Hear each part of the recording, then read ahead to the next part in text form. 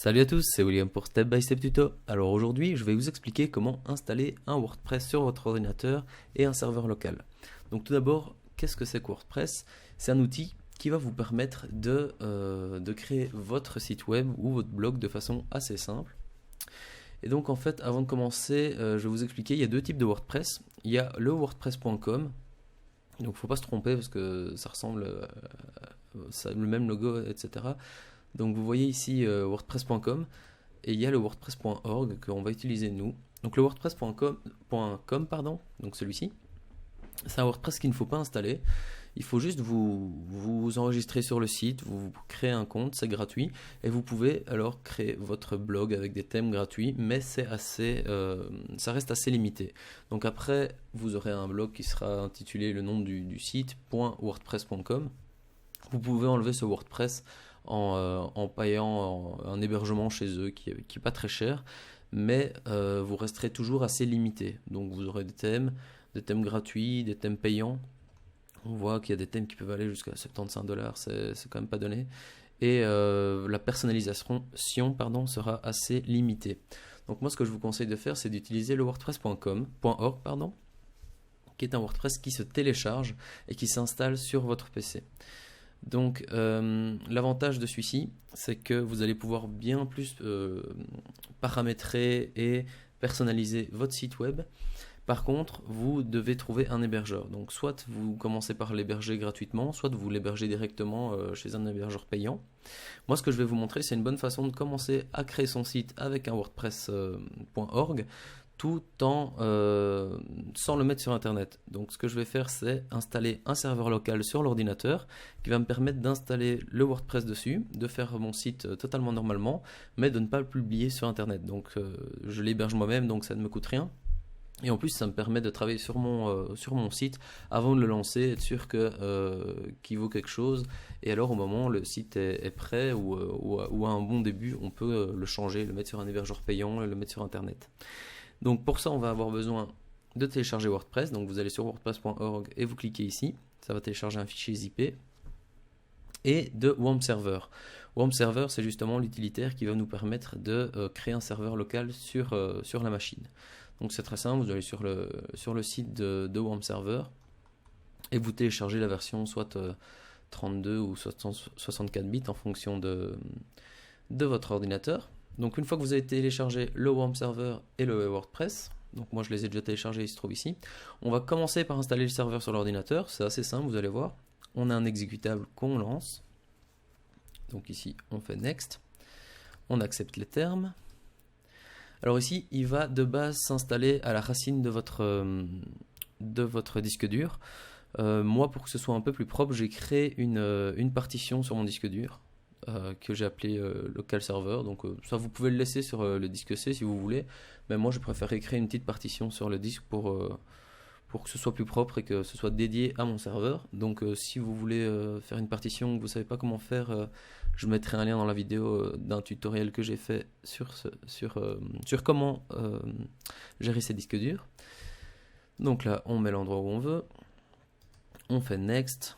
Moi, je vais mettre une icône. Et on fait installer. Donc voilà, là, ça va installer le serveur et tous les dossiers, les fichiers qui sont liés au serveur. Ça va assez vite.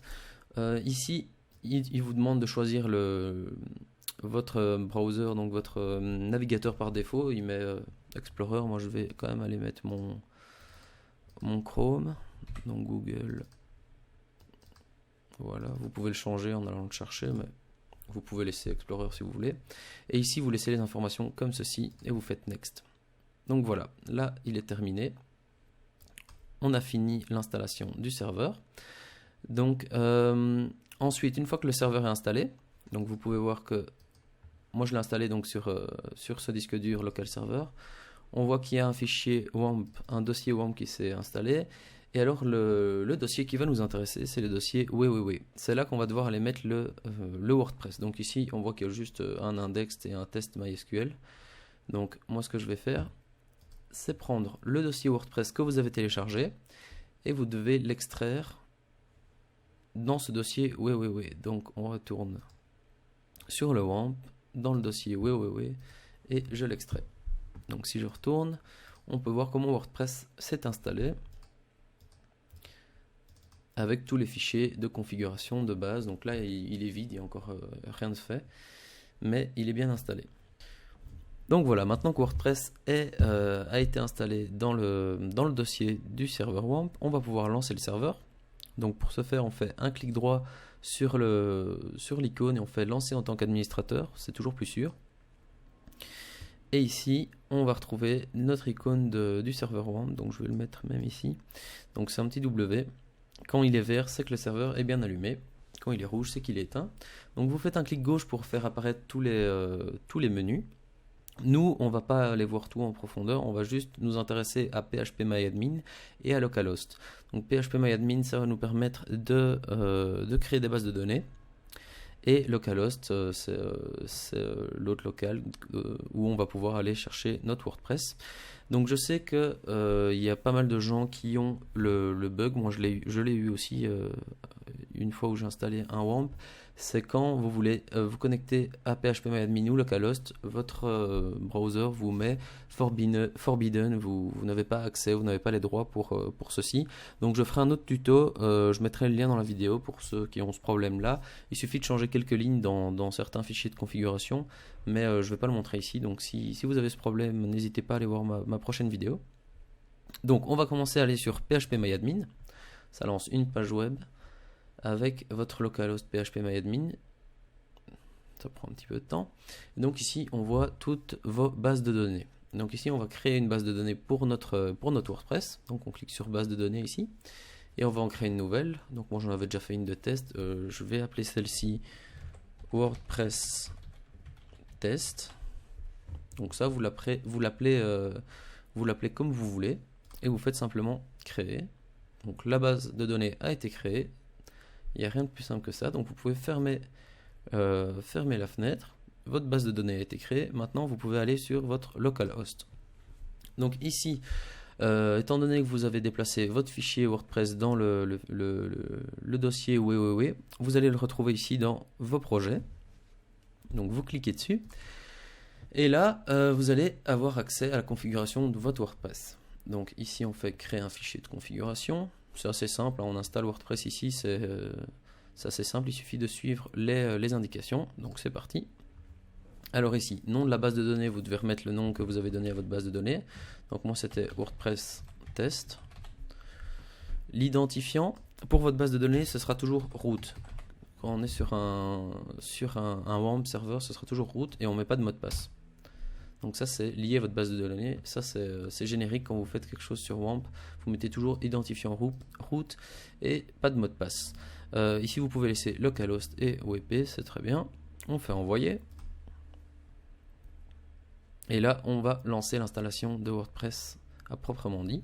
Donc titre du site, vous choisissez ce que vous voulez, hein. Je vais l'appeler WordPress test pour garder le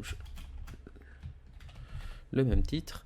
L'identifiant, vous choisissez ce que vous voulez, mais de base, admin est mis de base. Mot de passe, je mets un truc, elle n'a rien à voir.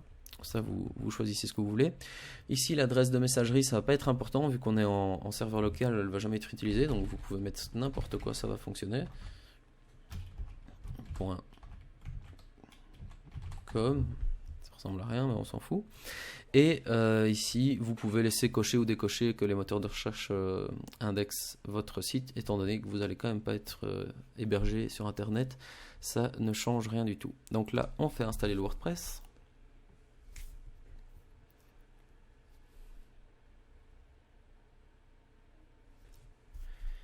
Et voilà, quel succès, vous avez réussi à installer votre WordPress. Donc vous voyez, c'est assez simple. On voit que vous avez votre identifiant qui est admin et votre mot de passe, vous le connaissez. Donc vous vous connectez. Là, il a retenu vos informations. Et ça, c'est la page de connexion de WordPress. Une fois que vous êtes connecté, vous allez arriver sur la page de configuration de votre WordPress. Donc là, le WordPress est bien installé. Et vous allez pouvoir le configurer. Donc ça, je ferai sans doute d'autres tutos pour montrer comment le configurer, créer des nouveaux articles, installer des thèmes prédéfinis, etc. Donc de base, si vous allez sur votre WordPress ici sur le site, voilà, il est vraiment très simple, très basique. Il n'a pas de style, il a juste un, un petit, une petite page d'accueil préfaite avec votre titre ici. Donc, et donc voilà, vous avez la possibilité de faire pas mal de choses grâce à ça. Donc je vous conseille clairement de faire comme ceci si vous voulez faire un site web assez intéressant.